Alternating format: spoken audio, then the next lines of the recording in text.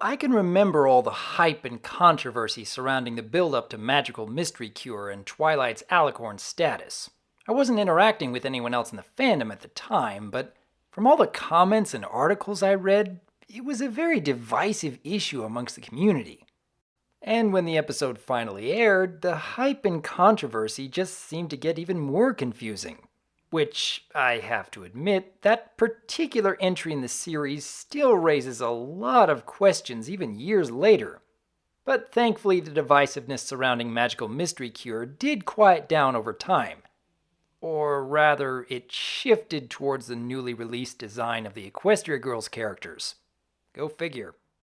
Anyways, looking back at the Season 3 finale now, I do believe it has grown on me over the years. A little bit. Though like I've said before, it still raises a lot of questions. And today I'd like to talk about the shifting cutie marks amongst the main six and just how every pony could accept these changes as if it had always been that way. I mean, it's confusing enough watching Applejack trying to take on Rarity's line of work, but what about the rest of her family?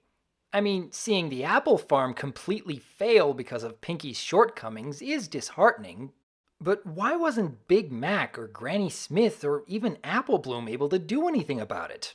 And wouldn't they be questioning why Pinkie Pie is trying to do Applejack's work in the first place?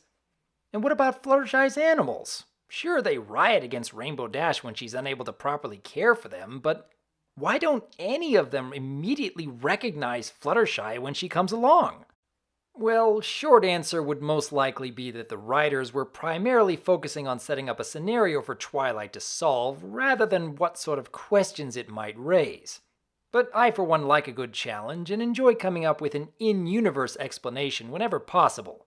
So, as far as the main six not remembering who they are, I'd say it comes down to the cutie mark itself, imprinting on their minds all the memories of the original owners so that some pony like Pinkie Pie would assume that she'd always been working on that apple farm, and just all of a sudden stop being good at it for whatever reason.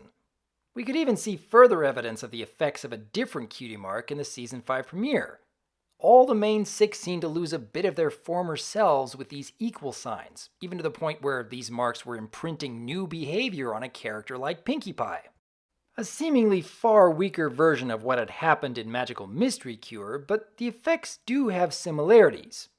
Makes me curious about whether there might be any future stories where Starlight will switch a pony's cutie mark. Oh, the possibilities. But that still doesn't explain why the rest of Ponyville wasn't questioning these new cutie marks.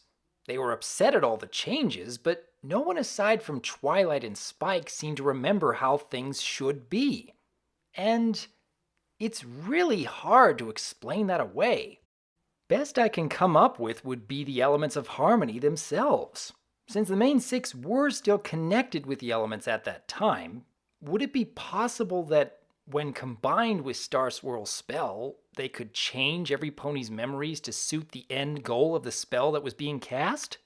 Looking back at the Season 1 pilot episodes, one could make the argument that the elements of harmony did indeed remove, or at least lessen, Luna's desire for plunging the world of Equestria into night eternal.